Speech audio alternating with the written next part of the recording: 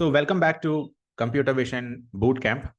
So what we are going to do today is we will get ourselves introduced to UNet. And UNet is an amazing architecture, which you will also come across in generative AI, especially in image generation applications. It's a broader architecture which originally started its application in biomedical imaging, and later it completely transitioned to being one of the backbones of something like diffusion models. So we will get into UNet. Today we'll discuss in detail about the theory of how exactly does it work. And at the end, as usual, we will implement UNet for a particular data set. And we'll train it and we'll try to perform inference also on UNet. So UNet is meant for semantic segmentation. So I will also initially discuss a little bit about what's the difference between semantic segmentation that we are talking about in this lecture versus instance segmentation that we were looking at previously when we were working on mask RCNN. So with that, let's get into the lecture. So in semantic segmentation, the basic idea is that every single pixel in an image has a class. So if an image has 224 by 224 pixels, every single pixel is assigned a class. If it is just detection of one object, let's say you have a car in an image, and if it's just about detecting the car, then every single pixel has a probability to be car or probability to be background. So then it'll be like a binary classification. The output we get at the end of semantic segmentation has a lot of similarities with the mask that we discussed in mask RCNN. So for example, if we have a car as the object that we are looking at, we will be having a mask that looks like mask 1. This is mask 1 and mask 2. So it's like a 2 channels. At the output, you will have 2 channels, where the first channel will be mask 1, second channel will be mask 2. And in this mask 1, you will have the object, everything other than the object in white color. So the object itself will be dark in color, something like this. In mask 2, you will have a mask for the object itself, which means background will not be highlighted, but rather the object will be highlighted. And we will also discuss how exactly are we going to calculate the loss in this case, because in semantic segmentation, the basic idea is that you construct a mask such that this mask has the exact same shape of the object of interest, right? So we will discuss about UNet architecture, but before that, the word semantic simply means that if you are looking at this text of Apple, or if you are actually seeing the picture of an apple or actually looking at an apple, or if you are imagining an apple, at the end of the day, all these things mean the same thing, right? It's just that they are represented in different ways. In one case, it's a text. In other case, it's an image. In the other case, it's some other representation inside your brain. So semantic segmentation means you look at the object from the perspective of its meaning, like this, all these pixels might be belonging to the object of car, and you don't distinguish between car 1, car 2, etc. As long as a pixel is a car, it will be assigned one class, or it will be assigned one color when we are superimposing the mask.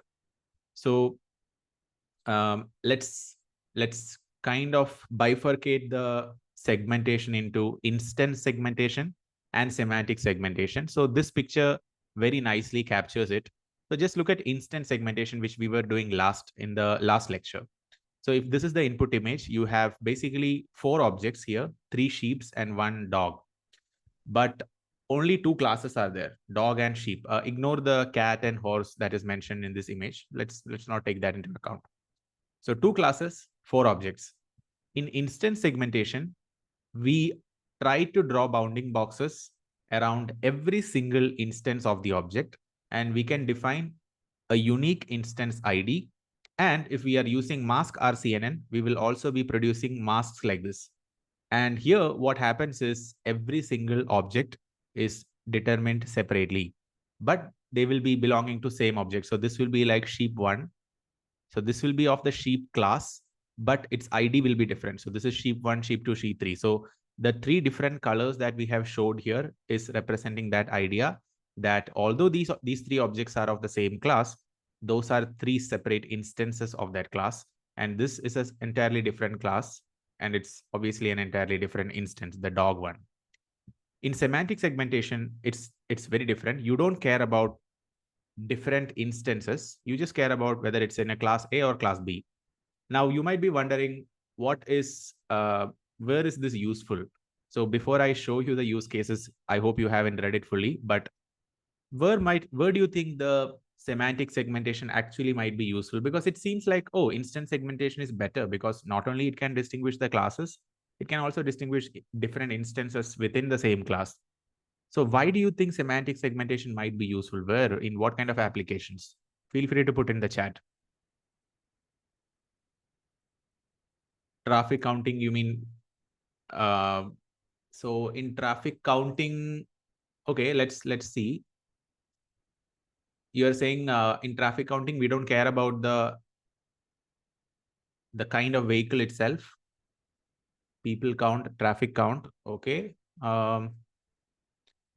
So I'll tell you one. So I'm asking about semantic segmentation right now, not instant segmentation. My question is, where exactly is semantic segmentation helpful?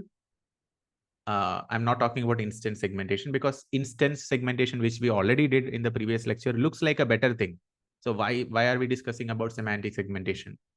So think about a case where you have an MRI image of a brain or some other organ, and you would like to distinguish all the tissues which are cancerous. You don't care about whether it's tissue number 1, tissue number 2, etc. You just want all the tissues that are cancerous in one image, in one color, segmented in one color, all the other normal tissues to be in another color. You don't care about separating those instances. You just care about whether it is cancerous or not. So that is one example where semantic segmentation is useful. Another example is, let's say we have a pipe, and in this pipe there are cracks or defects, or any manufactured products where there are defects, and you don't care about separating out these defects instance by instance. You just want to know overall on X percentage of area how much defect is present. In that case also, semantic segmentation is much more useful. So here I have written some use cases in semantic segmentation. If we have a aerial map or satellite map, as somebody posted in the chat, if we are trying to just survey the land and we only care about segmenting river area versus agricultural area versus, let's say, area where people are living, all these into different color in the map, then semantic segmentation is useful. You don't care about identifying individual houses. You don't care about identifying individual, well, let's say, farmlands. You just care about mapping the entire farmland into one single class, right? So semantic segmentation has its own uses. Even in agriculture, if you want to simply distinguish crop versus weed, and this is very relevant for many companies, including the one which I showed you, the Blue River company. They were spraying when weed was detected. They were not spraying when crop was detected. So there also, if it's an image-based segmentation, you don't care about the individual weeds being ID'd out separately. You just want to know how much weed is there. So there are many different use cases for both. It's not that one is superior over other. It's just that if the use cases are entirely different, right? So that's what I have written here, like two examples. One is from about the tumor detection, where it's not critical to separate the tumor into different IDs, but you want it overall, or in aerial or satellite imaging. Now, the whole purpose of UNet is to perform semantic segmentation. By default, it does not perform instant segmentation. So it is in that sense very different from what mask RCNN does. And in my opinion, it's just my personal opinion, I think the UNet architecture is much more elegant, and you will see soon why it is so. It's much more elegant, it's much more simple, and it has the exact same architecture, which you will also see in various GenAI models. So what I'm showing you right now in this picture is the UNet architecture, and we are going to dive deep into this, okay? So I'll be asking you a few questions so that I can be sure that you know in and out. So just keep a pen and paper or whatever which can help you perform some calculations ready. So firstly, UNet is called so because this shape, as you can see, it's like a U. Now, this can be split into two parts. If I draw a line like this, everything here is called an encoder. Everything here is called a decoder. And this part, this bottommost part is called the bottleneck. Okay, I'm initially just showing you different parts. We can go into the details of that soon. So encoder, decoder, bottleneck, and one more are these skip connections. So see these connections going from this layer of the encoder to this layer of decoder, this level of encoder to this level of decoder, like that. So just notice these four things. I have just written it somewhere here. Just notice encoder, decoder, bottleneck, and skip connections. Now, this paper is extremely famous. The original paper currently has 118,000 citations. The papers that we discussed until now, until the previous lecture, it had around 40,000, 50,000 citations. So this is super, super popular. And I believe half of its popularity was because of its biomedical applications and applications purely in image segmentation domain.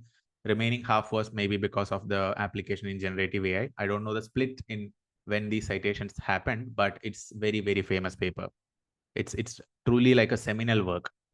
Now let's get into encoder decoder architecture. So you might also notice the same encoder decoder architecture in transformers, like former encoder decoder.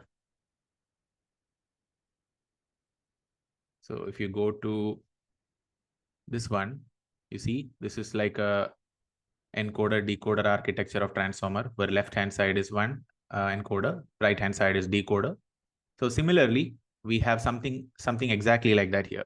But let's discuss what is happening conceptually in this architecture. I'm just going to create a copy of this for a clean board. So let's start with the input. Okay, what is our input into a UNet or into any image segmentation model? What is the input? Yes, Ajikeda, I'll be discussing skip connection. Everything in this architecture I'll be discussing, but let's start sequentially. We will be inputting something. What exactly is the input? Input is an image, right? In this case, just look at the dimensions of the image. This is just the default numbers. Of course, it can be different, but by default, the original 2015 UNet architecture had these numbers: 572 by 572, and there is a 1 here. Can anyone explain what is this? What are these numbers? What is this? What is this? What is this?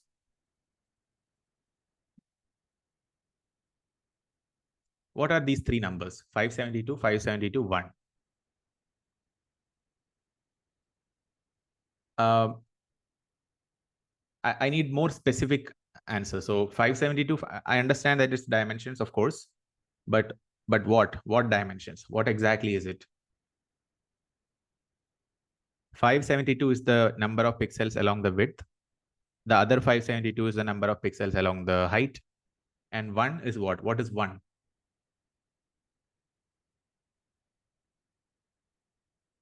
1 is the number of channels. So this is not a color image. This is a black and white, like a grayscale image. So number of channels means for a normal color image, you will have red, green, and blue, right? RGB channels. Here it's only having one channel, which means it's like a normal grayscale image. Now just notice this blue arrow, which is shown in the paper architecture. This blue arrow denotes some convolution operation happening with a 3x3 filter. Okay. And just notice what is happening here to the dimension of the spatial dimension of the image, and what is happening to the number of channels of the image. What is happening to the spatial dimension? Is it increasing in size or decreasing in size spatially? And what's happening to the number of channels? Is it increasing or decreasing? So spatial dimension is decreasing, correct? It's going from 572 to 570, and number of channels are increasing from 1 to 64, right? Now, we will come to the number of channels increase in a moment. But before that, can anyone think about why exactly did the spatial dimension grow from 572 to 570? Why did it reduce by 2? Why not by 3? Why not by 4? Or why is it decreasing at all? What's happening? I'll just show you the definition of this blue arrow. This blue arrow is defined here at the bottom. Basically, what this blue arrow indicates is 3x3 convolution and ReLU activation. Okay. So the spatial dimension is decreasing because of 3x3 convolution. And this is exactly how. Let's say you have an image of dimension something like 10 by 10. So this is 10 pixels. This is 10 pixels. Okay, something like this. And you have a filter. Filter size is 3x3 convolution filter. Now, when you apply this filter on this image without padding, and if the stride is equal to 2, what does all of these things mean? Stride means the number of steps you are taking in each time. This filter jumps 1 pixel at a time. So initially the filter will be here, then it will jump here, then it will jump here, like that. Okay. So that is what we mean by stride. And padding equal to 0 means you are not adding extra pixels to the image.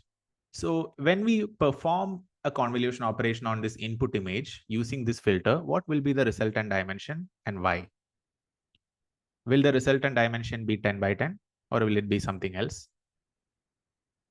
The input is 10 by 10, filter is 3 by 3, output is what? Output will be 8 by 8. And the reason is this filter cannot occupy, it can only occupy 8 positions horizontally. This is the first position, right? This is the second position, third position. Like that, it has only 8 positions to occupy because the filter has a width. If you want to make the filter occupy 10 positions such that you can have 10 along the width in the output and 10 along the height, then you have to add extra layer of pixels. This is called padding. So there is one extra layer of pixel at the left, one extra layer at the top, one extra layer at the right, so that horizontally you have two additional pixel layers. So this 8 by 8 will be compensated by an additional 2. So it will become 10 by 10. But here in the original UNet paper architecture, they did not introduce padding for whatever reason. And because of that, and because they are using a 3 by 3 filter and stride equal to 1, you are getting an output of 570 by 570. The same thing repeats once more, then 570 will become 568. Okay, so that is happening with respect to convolution. However, you notice the number of channels have increased. It means if you have n number of channels at the output, it means you have n number of filters. So here you have 64 channels, which means you have 64 filters. So what that means is, let me just delete all of these. You don't have just one filter like this. You have 64 filters like this green filter. And then this entire image, this first filter will process the entire image. Then you will get the output. The output will be what? 570 by 570. That will be the output in the first channel. Then the second filter. So second filter will also have the dimension of 3 by 3, but you can imagine it to be arranged in like a stack of vertical, like, its dimensions could be something like 3 by 3 by 64. So your input dimension is 572, right? What was it? Yeah, 572 by 572 by 1. So this is the input dimension. Your filter dimension is 3 by 3 by 64. And the output dimension is 570 by 570 by 64. So basically what happened is the spatial dimension decreased. Spatially, this thing shrank a little bit, but the number of filters was 64, which means there are more features each of this filter could learn. That is what is happening. And you repeat this 2 times, but this time you will keep the channel number 64. You are not increasing the channels anymore. And then you have, by the end of this first level, so this we can call as level 1 of encoder. Level 1, by the end of level 1, you have a dimension of 568 by 568 by 64. Now you go to level 2 of the encoder. But by the time you bring your output from the level 1 to this level 2, what has happened is you have done something called as max pooling. So here, this red arrow indicates 2 by 2 max pooling. What does that mean? You will have a filter like this, 2 by 2. And if the pixel value corresponding to, this filter will be overlapping if you imagine the filter to be overlapping on top of an image, the maximum value of the pixel only is picked, right? So that is called max pooling. You are pooling from a value of 4 pixels, the maximum value. And when you do this max pooling, obviously you can imagine that the size along the width gets divided by half. The size along the height also gets divided by half. So what happens here is 568 will get divided by 2. So 568 divided by 2 will be 284. So this 284 square is nothing but 284 by 284. But here the number of channels is not changing. It is 64 only. So number of channels remain unchanged, but you are performing a max pooling. Then you do again the same convolution operation. So from 284, you go to 282, the 3 by 3 convolution. So this is 3 by 3 convolution. Then again, you do the same thing, 280. But this time you have 128 filters at the output. So input will be something like 284 by 284 by 64. This is the input. Which input? This guy. This guy will be like that. Input. The filter will be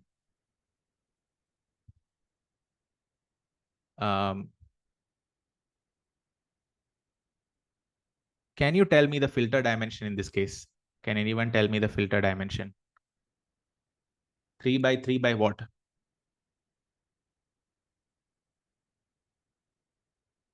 3 by 3 by 128, but are we missing something? 128 is obvious because the output has 128 channels, which means there are 128 pixels. But sorry, there are 128 channels, which means there are 128 filters. Sure, 128 filters are there. But what is the dimension of each filter? Here, the dimension of each filter was 3 by 3. In this case, in the previous case, it was 3 by 3. Like that, there were 64 filters. In this case, the dimension of the filter is what? We all agree that there are 128 filters. The dimension of each filter has to be 64 by 3 by 3 because each filter is getting, we can write this number 64 wherever we want, but essentially every input has to pass through all 128 filters to get 128 outputs. That much is sure. So of course we need 128 filters. But if you look at the number of channels at the input, there are 64 channels. So the filter itself, at each point in the filter, you have 64 by 3 by 3. So spatially, it will look like this 3 by 3, each filter. But then this depth dimension will be 64. And then like that, there will be 128 filters. So first, this entire input 284 by 284 by 64 will be processed by this guy to get the output for the first channel. Then again, the same input will be passed through the second filter, which has this same dimension 3 by 3 by 64 to get the second output. Like that, you have to do go through 128 filters to get the 128 channel output. And same thing repeats here. So here the number of channels are not changing, but the spatial dimension is changing. So this is level 2. Now it's simple because now it's just a repetition of what we just discussed. Now in level 3, when you go from level 2 to level 3, 280 will become 140. 140 will become 138 and 136. Here it would be 128, but then you have 256 channel output. So then that is what's happening here. Here it continues. And then again, from level 3, you go to level 4 of encoder. 136 will become 68. 68 will become 66. It will become 64. Here it will be 256, which becomes 512, 512. Okay. Then, so now all the 4 levels of encoder are done. Now let's come back to before going to decoder, let's come to this bottleneck. Bottleneck is the part where encoder transforms into decoder. So here, again, we are performing the same max pooling operation. So 64 will become 32. Okay. The filter size this time will be still 512. But here, what is happening is we are getting 1024 channel output. But the dimension spatially has now become 30 by 30. So just look at what has happened to our image. our input image was a giant image, something like this, 572. This was our input image, 572 by 572. Then this image representation, by the time it reaches this bottleneck, is just 28 by 28. Maybe I can draw it like this. It's only this much spatially. So spatially, it has shrunk so much, but it doesn't mean that we are losing a lot of information, because there are 1024 such channels. So something like this.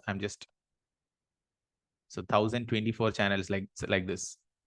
So initially, the input image, which were just represented by these many number of pixels in one channel, now became a representation like this. And so spatially, if you look at this representation, it's much more compressed.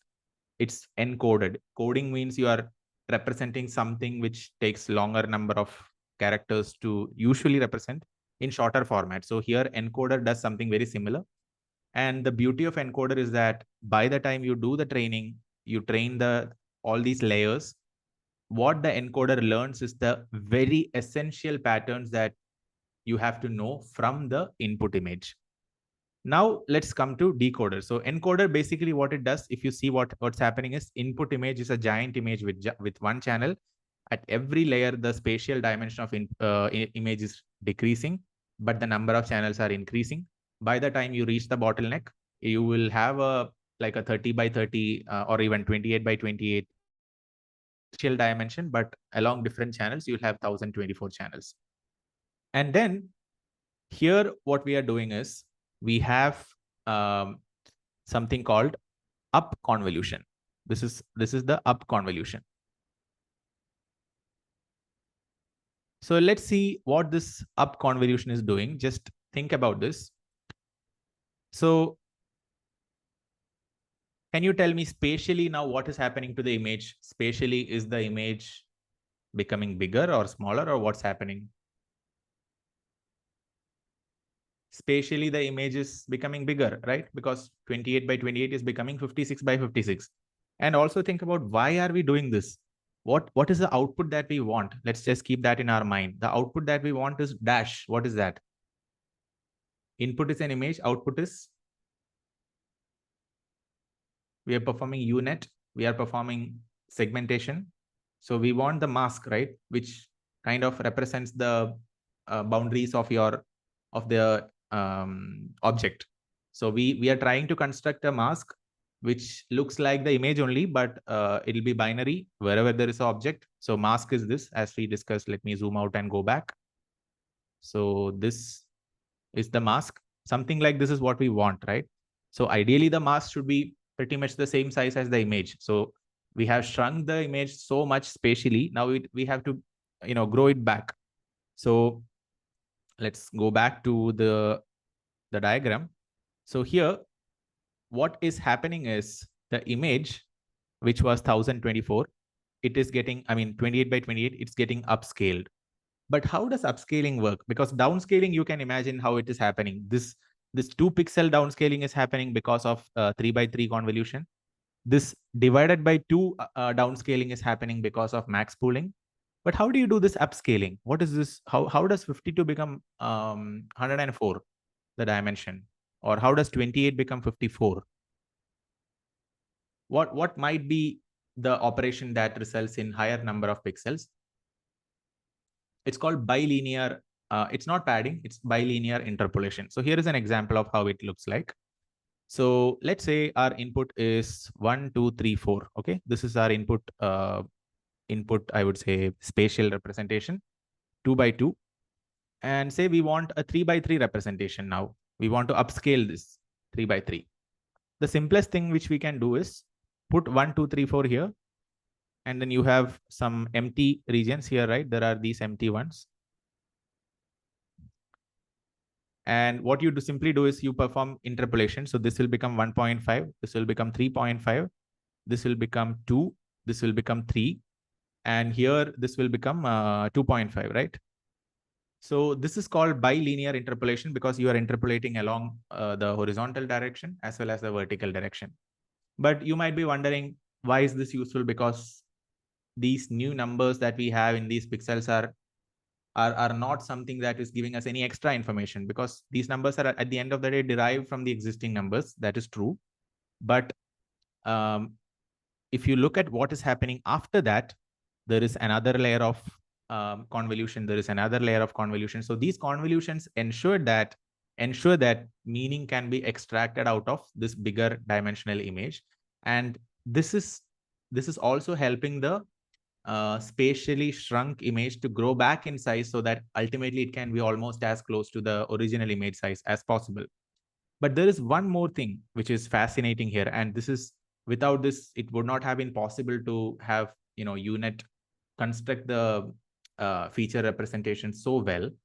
There is something called skip connection. So see this. So what is happening here is you are concatenating the values from this layer, from this level 4 of encoder into the level 4 of decoder. What do I mean by that?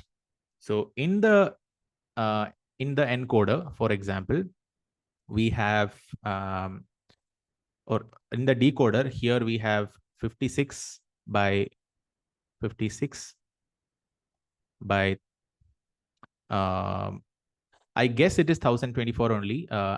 So the number of channels is 1024, right? To this, and to this, we are concatenating some numbers, and concatenating some numbers means we are adding the extra channels to increase the number of channels.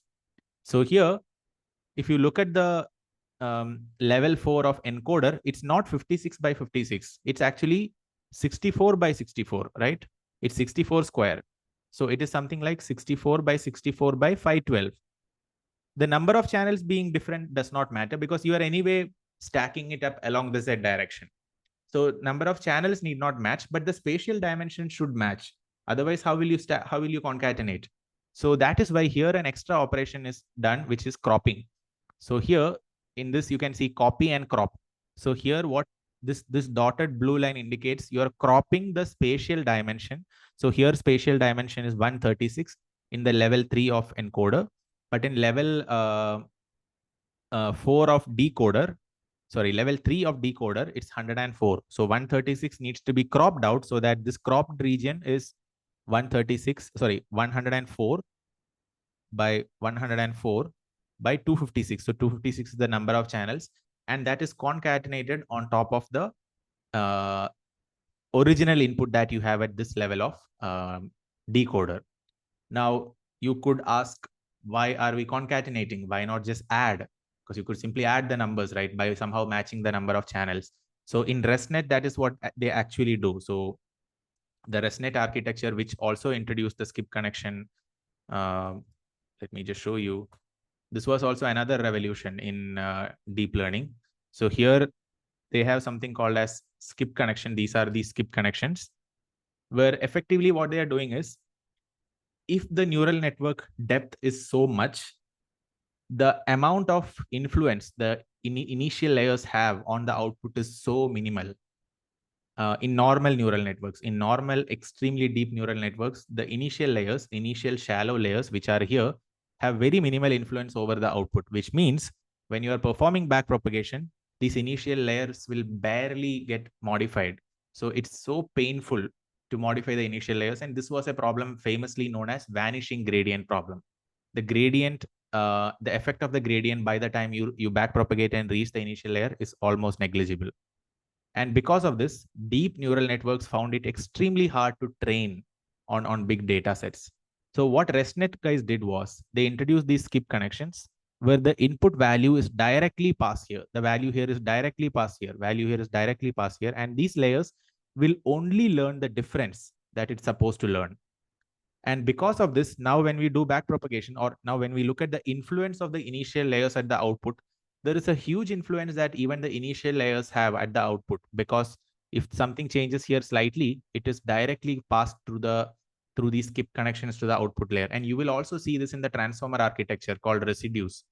So if you look at this diagram, you see this guy is like a skip connection. This guy is like a skip connection. This this one is like a skip connection. This is also like a skip connection. So it's called residuals. So you can pass it from previous layer to the next layer so that when we are training the network, it's much better. The vanishing gradient issue is not there. And more importantly, here there is one more interesting way to think about it, which is the information here, right? Information at level 1 of the encoder is so rich. Why? Because it's very close to the input. The level 1 is not too far from the input. It is just 2 convolution layers away from the original input image. So this is so information rich. Now, if we are completely ignoring this, if let's say these skip connections were not there, then by the time this multiple convolutions happen, by the time you reach here and by the time you go up the decoder and reach here, yes, you learn a very abstract representation of your image. You abstracted it so much that spatially you can represent it in just 30 by 30 or 28 by 28 pixels. And by the time you go through the decoder, you have grown it back. But the problem is all the information that is there in this initial part of the architecture is not taken into consideration. Now, if this was ResNet, you could have drawn it also like this. So this convolution could be something like this. Next convolution could be something like this, something like this. So I could simply draw blocks, and this is the next set of blocks. And then in between these two, there could be the bottleneck part, right? And then here, if I were to draw this like a ResNet, I have a skip connection going from here to here all the way till here. I have a skip connection going from here to here. I think my number of blocks are wrong or something. I think it's correct. Yeah. So this is essentially the architecture. Basically, in ResNet, what they were doing was skip connection. Instead of you concatenating the values, you were adding the values. Here you are concatenating the values. So ResNet, there is a nice image which, yeah, this one. So in ResNet, the skip connection value input is X. Skip connection value is X. What this network learns is f of X, but to f of X, you are adding X. So it's f of X plus X. In here, we are not adding, we are simply concatenating. So that's the main difference. But then I think the people who came up with the UNet architecture, they might have drawn, I'm not sure, but they might have drawn a diagram like this, similar to ResNet. Then they thought, okay, I could actually draw it like in the shape of a U. It might look better, and I can explain it as an encoder decoder block. But otherwise, we could also draw something like this. I can just annotate a box like this, say that, oh, this is the encoder block, this is the bottleneck, and this is the decoder block, and then connections go like this. So same UNet architecture, we could draw like this. Maybe it looks more ugly or whatever, but for whatever reason, they choose to represent it in this format. Both are the same. So are interpolation and concatenation adding the same information? What is the difference?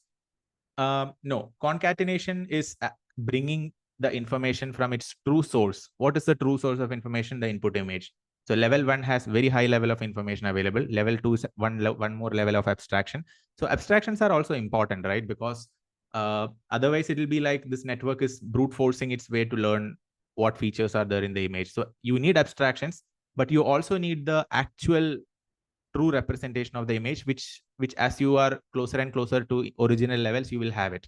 So interpolation is different. In the interpolation which I just showed you how you go from a dimension of 52 by 52 to 104 by 104. That's it.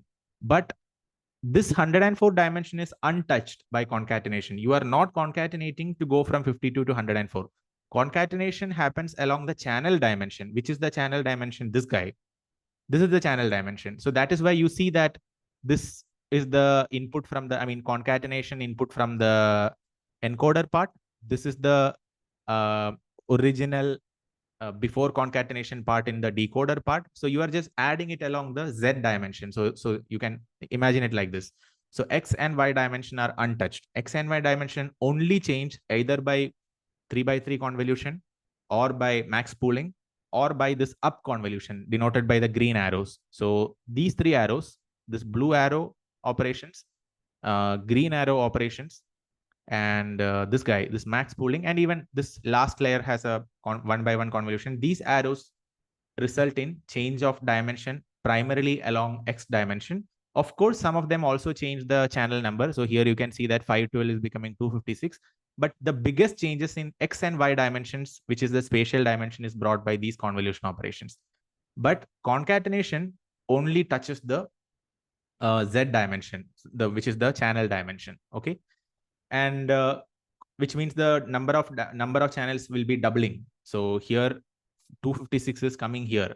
From the encoder, this 256 channel dimension is coming here. I know that I have drawn like a very cluttered diagram here, but I hope sequentially when I'm going, it's easier to understand. Now see what's happening. This 104 again will become 102. It will become 100. Why? Because 3x3 convolution, it's reducing the channel size by 5. And here it is 256 channel output. Here also it is 256 channels. And by the time you go here, this 100 will become 200. You are doing the upscaling. Here is where the interpolation. So interpolation does this 100 to 200 transformation. Concatenation only affects the channel size. I have one doubt which I need to clarify for myself is whether this guy is becoming 255, whether this 256 is becoming 128 here, or whether this 256 is staying as 256 itself. And then when you concatenate this guy, another 128 is added or not. That one I'm not 100% sure. I have to check it. Basically, my thing is this now 128 along the channel dimension or not? So that I can clarify and let you guys know. But other than that, effectively what's happening is concatenation happens along the channel dimension. Is the concatenation making the feature more prominent? A better way to say would be when you concatenate now in along the channel dimension, which is the Z direction, you have two types of features. The first half of it would be abstract representations coming from your bottleneck area. So by the time your image got transformed and became, feature representation into this abstract 1020, I mean, this 30 by 30 by 1024 format, it's very, very abstract. It's not at all related to the original input image, but it has a lot of generalizable knowledge. Now, when you add something on top of it, that addition is coming from closer to your knowledge source, which is the initial layers of the encoder.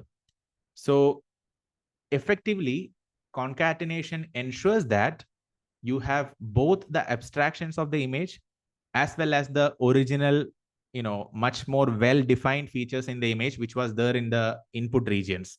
So that is essentially what concatenation is doing. Here, for example, in ResNet, this addition is making sure that whatever features are already available or whatever knowledge is already available at the input, it's directly being made available at the output, so that then the network or this block needs to only learn the residual or the difference between output and input.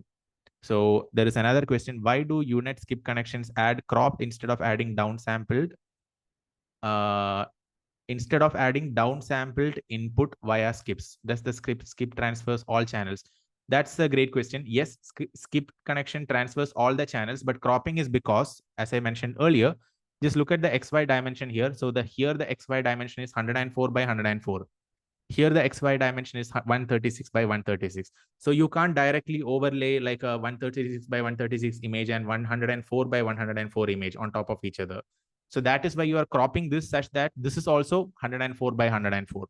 And that is happening at all layers. You can see that this dotted blue line is basically making the crop operation. And then finally, by the time you reach, yes. So cropping operation, let me explain once again. You guys all agree that when I'm concatenating, my XY dimension should match, right? The Z dimension can be different because I'm concatenating along the Z dimension, but XY dimension should match, right? There is no doubt about it. Now look at the XY dimension here. XY dimension in my level, let's take this one, level 2 of encoder. XY dimension here is 280 by 280. Z is 128. So let's forget about Z because anyway we are concatenating along Z, but XY is 280. But here, by the time you went to the bottleneck and then you came back, this guy did not grow back to 280 by 280. Our goal is to grow back the size of the mask to the original input image size. But because of the losses happening during 3x3 convolution in the absence of padding, the size here only became 200 by 200. So now how will you concatenate 280 by 280 on top of 200 by 200? you have to crop the 280 to become 200. So that is the reason why here cropping is done before, concatenating it through the skip connection. So I hope that makes it clear, right? Now, just look at the last thing. Finally, so just count the number of convolution operations. So 3 by 3, 3 by 3. So there are 2 convolutions happening here. There are 2 happening here, 2 happening here, 2 here, 2 here, 2 here, 2 here. So basically, you can easily mathematically calculate the amount of pixels that you are losing meaning because of absence of padding. So it is very easy to calculate that the final output at the end of all of this will not match the initial input. Initial input was 572 by 572, right? So this was the initial input. Then you shrunk this all the way till something like 28 by 28, but with 1000 channels, 1024 channels. Now you have converted it back. So the original input had 572 by 572 by 1. It was a grayscale image. But here you have 388 by 388 by 2. What is this 2? The final output has two channels. What is this 2 channels? What are these? Cropping happens from the center of the image. Yes. So basically boundary pixels will be eliminated.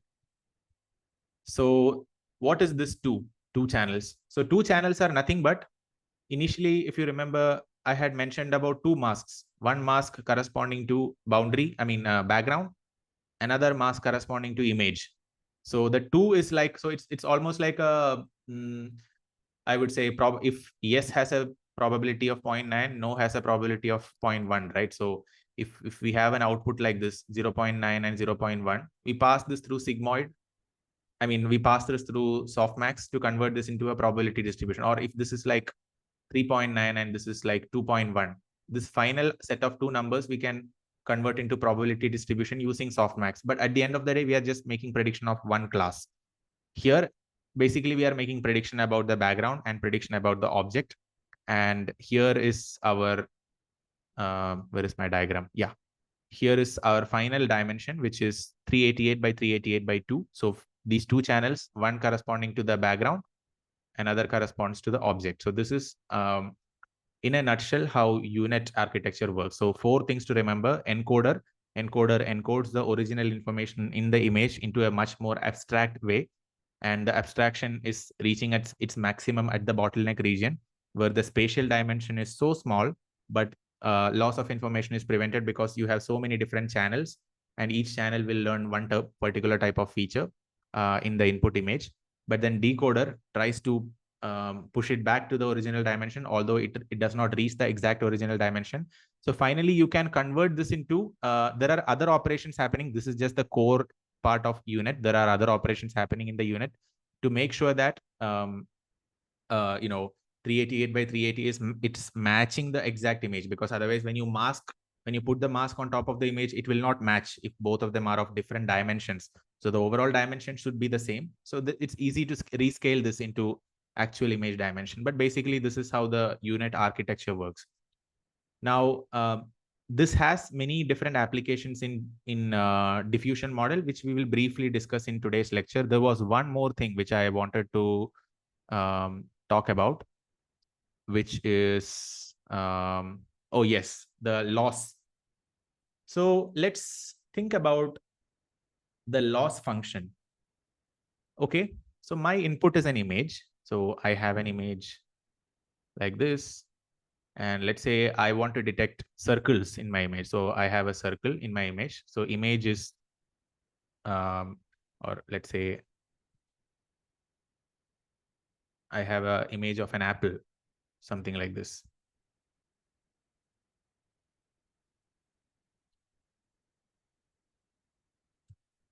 So this is my input image. Okay. Now I will have 2 ground truths. One is the fact that inside this image, the object that is available is apple. So the name of the class will be one ground truth. The other ground truth is what? What is the second ground truth? Second ground truth is the mask itself. So the mask would be something like this. It will look like the exact shape of this apple, something like this. Okay. So a mask like this will be the, ignore the color, like just Remember this background, that background will have one color and object will have another color. Yeah, so ignore the color. I'm just coloring it because this is easy for me. But there are two ground truths. One ground truth is the class itself. Another ground truth is the the fact that this is our mask. Now just tell me, when I make a prediction, right? So I'll have a prediction of these two channels. One channel will correspond to background, another channel will correspond to object, and it will basically be a mask. So now how will I construct a loss function? What should be my loss function?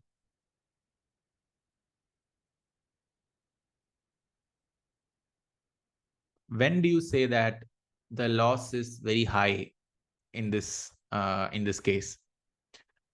Let's think about it logically once. Okay, let's say my image was something like this. The actual object is very small. Say the actual object is this, the object that we are supposed to predict. Everything else is the background. Okay, now let's say my prediction is such that the mask, the prediction is that, so object is black, this is the object, everything in the white is the background. So this is the ground truth GT, and this is the prediction. Now we said that every single pixel now has a prediction. Every single pixel is either background or object. In this case, if there are, let's say, 30 by 30 pixels, just for ease of calculation, 30 by 30 pixels. This is 30 by 30 pixels. And let's say this object consists of 100 pixels, okay, or maybe 50 pixels.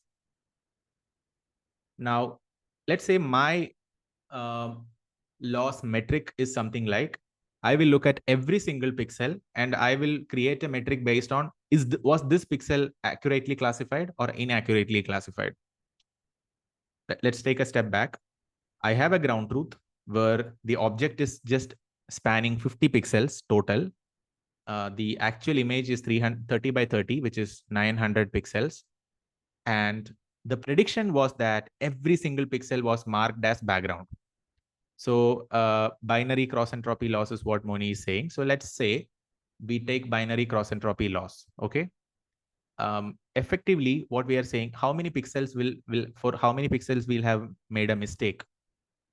Kind of, out of 900 pixels, for 850 pixels, we did not make a mistake, although the prediction was really bad, right? Although the prediction was like saying this is entirely a background, technically the mistake was made only for 850, only for 50 pixels, because wherever the pixels were actually an object, only for that area the mistake was made.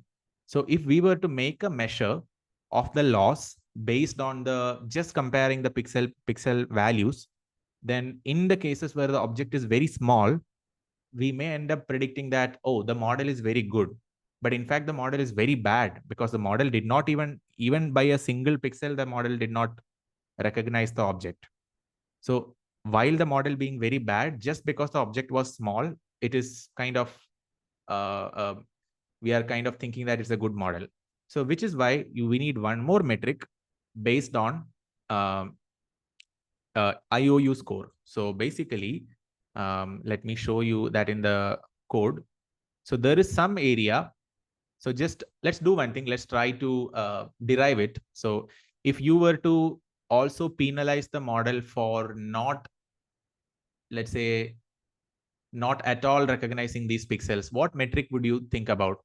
You would think about the number of pixels that were predicted as the object. So let's say this mask was saying that the object is here, right? And let's say this was number of pixels here was 50. Then for how many pixels did the mistake happen in this case? So this is the ground truth. This is the prediction.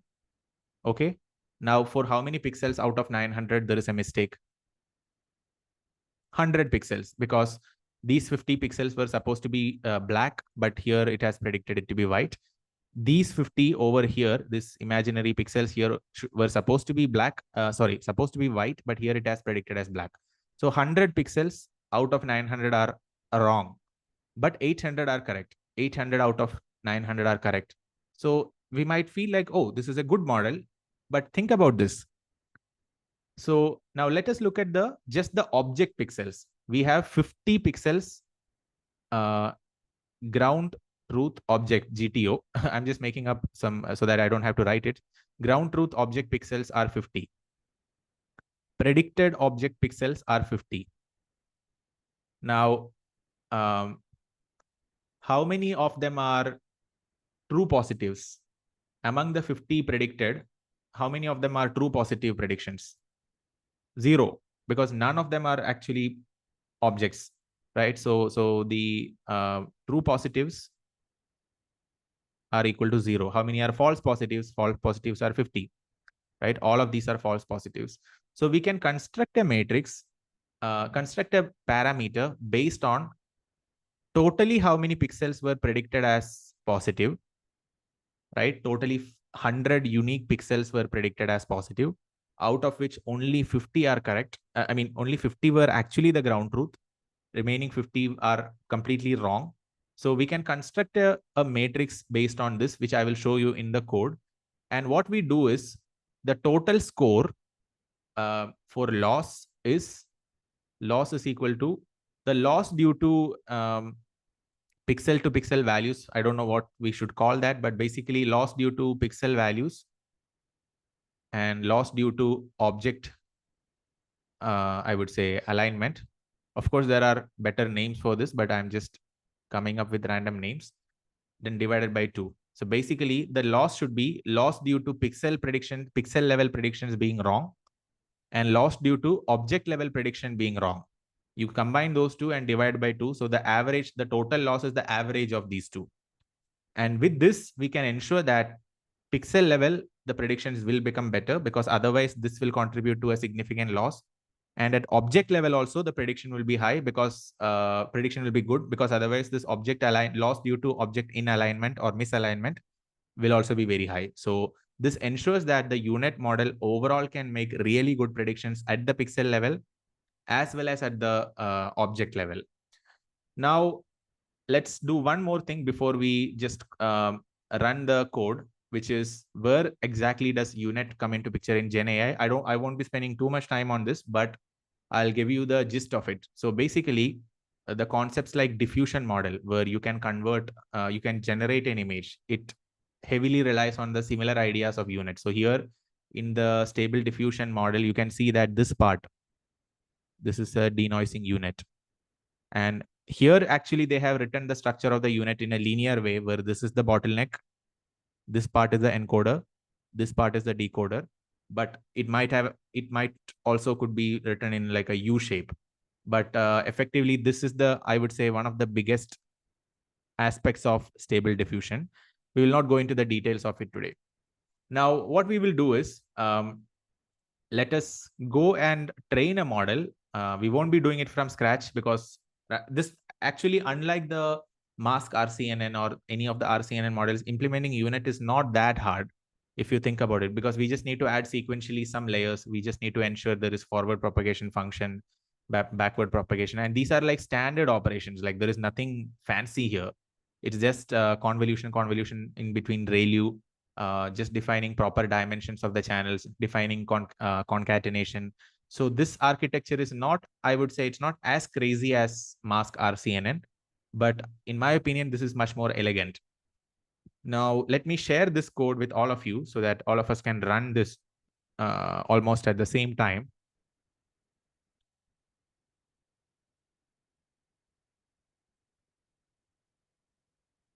Okay. Yeah, so there is a question where are pixels and object alignment correlated? So not necessarily, right, Ajiket? So see, if we are just looking at how many pixels were aligned correctly, then we saw that 800 out of 900 were correct. Not aligned, I mean predicted, because a pixel is either a background or it's an object. So 800 out of 900 pixels were predicted correctly. So if we were to just look at how many pixels were predicted correctly?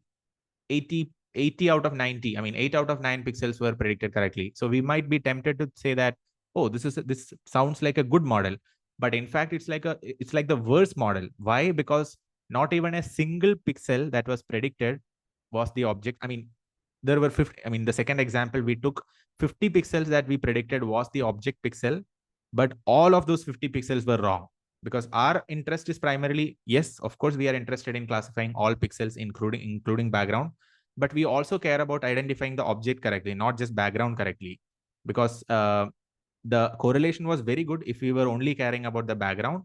But if we cared about object, which is the case in most applications, it was doing a very bad job. So the reason why object alignment is needed is because you only care about true object pixels and predicted object pixels and see how much they are matching. You ignore all the background pixels and see how much of the true predicted pixels are matching with how much of the true object pixels are matching the predicted object pixels. If that matching is really, really good, you will have a score of 1, which means the loss corresponding to that could be 0. So that is the difference between looking at the overall pixels and just looking at the object pixels. Now let's do one thing. Just take this image. Sorry, take this Google Colab. I'll show you the image dataset. It's called Oxford Triple IT dataset. So they have a website. I think this is also from the same VGG group who proposed the VGG 16 architecture. Yeah, so this, I can see a VGG here. I don't know if this is the same VGG as that of the VGG 16 architecture, but they were also from Oxford. So I think this might be the same people. But basically, this data set has a bunch of pet images. It has both segment, the mask as well as the object annotation in the form of bounding rectangle. And I don't know how many categories are there. They have 37 category pets and 200 images in each class. So 37 multiplied by 200, 7,400 total images. So you could download it from here, but in the code itself, we could extract it automatically. So yeah, so these are the statistics, almost 200 in each category. And some of them are dog breeds. These are dog breeds. These are cat breeds. So they have only cat and dog. And the cats, half of the images are cats. Not half, I would say 1/3 are cats, 2/3 are dog, and total is around 7,300. So this is the pet data set. It's like a very good toy data set for working on our UNet model. So initially, we'll be importing the required libraries, specifically PyTorch. This is for augmenting images, albumentation. Sometimes this might throw an error. Just check it out. If it's saying it does not exist, you will have to do pip install, like pip install whatever is missing, right? So just check that. But most of you will not find an issue, but sometimes some of these packages might not be there by default in your system. Then nothing here needs to change because the data we are fetching not from our Google Drive. It's already it's available to be fetched from this data set, torchvision.datasets. And I'll just show you the main part. So here the operations that are happening are we create the data set in training and validation. We define some data set transformations like flipping, random rotation and cropping, etc. Those are standard image pre-processing techniques used in any deep learning pipeline. And it also ensures that if your data set had some bias with respect to orientation, those things will be taken care of. So it doesn't matter in what orientation your validation data set is, it will still work. Then we just have a class for constructing the data set and getting the masks. So this part should not take you any time to run. These parts are standard. So data loader is a way in which you can construct the data set in batches for training and validation. So I have one question here. Let's say you have an image, something, let's say your training data set has 8,000 images, okay? And every image is an RGB image. So usually we know that images are represented by image width or image height, image width times number of channels, right? This is how we usually represent. But there is one more additional fourth dimension here, usually in deep learning. What is this fourth dimension? These three dimensions you are familiar with. This you already know, but one more is there. What is that? This is very, very common when we are dealing with TensorFlow datasets for training.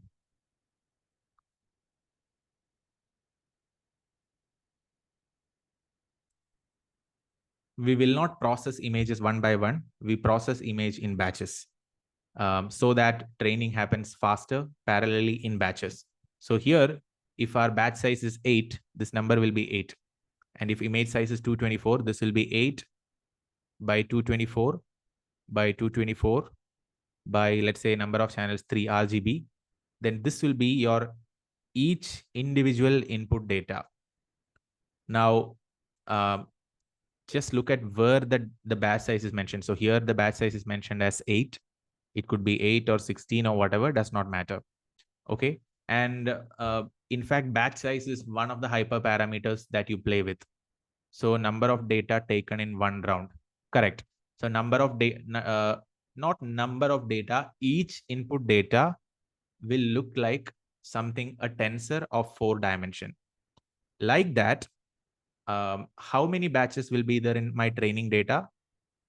How many batches in this case? 1000 batches, because there are 8000 images. One batch is 8 image. So like this, there will be 1000 tensors. 1000 tensors will be there. And how will this tensor look like? So let's say my image is like this. I have a 2 by 2 image, okay, for simplicity. And the pixel values are 1, 2, 3, 4. Now this is my red channel. If I have green and blue channels, I will have, let's say, 60, 45, 70, 13. This is my blue channel. And then green channel will be, this is green. Now this is one image. This is the 3-dimensional tensor, where this is the width dimension, this is the height dimension, this is the channel dimension. This is a 3-dimensional tensor for one image, but my batch will be, I will have a collection of this repeating 8 times because my batch size is 8. So it will be a 4-dimensional tensor like this 8 times. Now, like this, I will have 1000 of them because my total training data set is 8000, right? So that is the batch size idea. Now let's run the code. Here we define the UNet. So just look at the individual definitions of functions inside the UNet. There are 2D convolution. Which one is this? One thing which I forgot to mention is between the 3x3 convolution and ReLU activation, there is batch normalization. Batch normalization, I am not 100% sure if this is actually done in the original paper, but in most implementations of actual UNet, which I found on the internet, batch normalization was done. Batch normalization is a way to prevent overfitting from happening. So I don't think it's hurting in any way. If anything, it's good, but I'm not 100% sure if this was there in the original paper or not. That I have to check. But this is the con2D followed by batch normalization ReLU, con2D, batch normalization ReLU. What is this? If you look at it, it's the first block. In the UNet architecture, you have 2 convolutions and 2 ReLUs, and I say 2 batch normalizations, right? So that is what is happening here. So that is this one block. So because of defining this one block like this, we don't have to repeatedly write it. We just need to call it. And in the downsampling block, so or rather upsampling block, in the downsampling block, one more thing we need to define, which is the max pooling. That is this. And this way, I don't have to write this again and again and again. I just need to call it. Similarly, in upsampling, there will be the double convolution, bilinear interpolation. And then this forward is nothing but the forward pass happening through that module. So this the good thing about using TensorFlow is that we can define these functions for classes, and within that we can define functions for forward pass, backward pass, etc. It's very easy to define the whole neural network architecture. So now this entire UNet architecture is only this much. So just look at the individual modules. You will easily understand. Down one is you are going down in the encoder, first layer, going down in the encoder, second layer, third layer, fourth layer. And then in the decoder, in between, I don't think we have to explicitly call out the bottleneck because it's taken care of when you pass from this to the next. upward in the first layer, upward in the layer 2, layer 3, layer 4. Yes, the number of layers are, as far as I have seen in the original UNet architecture, it's fixed, but there are many other variants. Like I want to discuss that a little bit in the next lecture. There is an architecture called UNet++. There is another architecture called residual UNet. There is attention UNet. So there are different variants of UNet, which we will touch upon in the next lecture, where the number of layers are not, the structure is not exactly this. Also, there is nothing that prevents us from adding more layers, right? We could add more layer. It's just that people, maybe they realize that with respect to cost benefit ratio, maybe these many layers are better. So many things which you will notice in computer vision in general are understood in retrospect. Of course, people are doing a lot of empirical experiments, but it's very hard to predict 10 years down the line, oh, that architecture makes sense. It's very hard to foresee that far.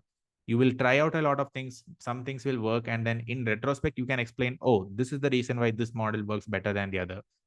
But I'm sure there are some geniuses out there who can come up with architectures that are completely novel, that will work in one shot. But majority of the computer vision research hub happens in the other way. You try out many things and things happen in incremental manner, and some things work, and then you explain it how it works. So yeah, so this part I ran.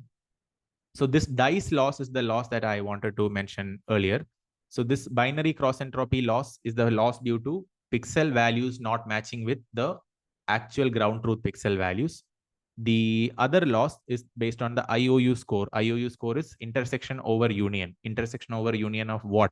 Intersection over union of predicted object pixels and actual object pixels. So you only care about those two patches, and you construct a IOU score based on that. Then you construct the dice loss by taking the average of those two. So dice loss is the term that is used to denote these averaging of these two losses. I'm using Adam learning rate and all are hyperparameters. So of course you can play with it. One thing that I'm going to change here is the number of epochs. Maybe this I can, or not here. Number of epochs I'll keep as 2 for now, so that the code will run faster. By the way, I hope the code is running for most of you, right? Can you confirm if the code is running properly? If it is taking time, just stop and try with 2 epochs, then it should run. Then the output I'll show you from my earlier run. The output is already here. Yeah. So this is how my output looks like. So there are pet images, dogs and cats. Images like this. Ground truth is like this. So ground truth is literally the mask. Okay. Now don't worry about the white and black color. It's ultimately up to the convention, like whatever you wish to use. Here the convention is that white color is the background, black color is the object. And you see the prediction here. The prediction is all the things in the background is looking in that green color mask. So here a mask is forming to just annotate the background. Rest of the things are not annotated. So this is how the UNet looks like. And here the loss, it will print the loss once this block of code is finished running. But the only way in which you can make sense of the loss is if you look at it from the point of view of dice loss. So obviously it will depend on not just the total number of pixels that are available, but also the size of the object. Because if the cat was only occupying 10% of the area, then even if you are making very bad predictions, maybe your loss won't be very high, because there is only so many pixels that you are occupying for the object. But I think with that, we can kind of wind up, but I'll be happy to take some questions if you have any questions with respect to UNet or mask RCNN or any architecture below. Meanwhile, let the code keep running. In the next lecture, I want to actually pick up yeah, so when we are cropping, can't we lose the information in the encoder part? That is true. So if I were to design UNet today, 2 things I will ensure is, one is cropping is totally unnecessary if we do padding. So if padding is there, this kind of a loss won't happen. Here it will be 572, 572, 572. Then you will divide by 2, divide by 2, divide by 2. So because of this loss not happening, when you upscale, you will be upscaling to the exact same dimension, 64 and 64, 136 and 136. But here, because that padding is not added, the losses happening during the convolution is getting divided by 2, right? And then you are again incurring losses. And then when you are multiplying by 2 by basically performing the up convolution, it's not helping you. So cropping, if I were to design the UNet architecture today with my current knowledge, I would definitely just add a padding layer so that I can avoid cropping later to prevent the information loss. So that is a very good question. Any other points? Any other observations or questions or points? One thing that I want all of you to try is try UNet for some data set, like something that is more industry relevant. Either it could be a satellite data for segmenting different regions in that aerial image, or it could be like an industrial pipeline data set or something where we are annotating the crops, or it could be a medical data set. So I can think of 3 segments in which this might come useful to you. And I'll be very happy if you can try either one of this, not everything. So satellite data set, of course, you should have the ground truth available with you, or biomedical,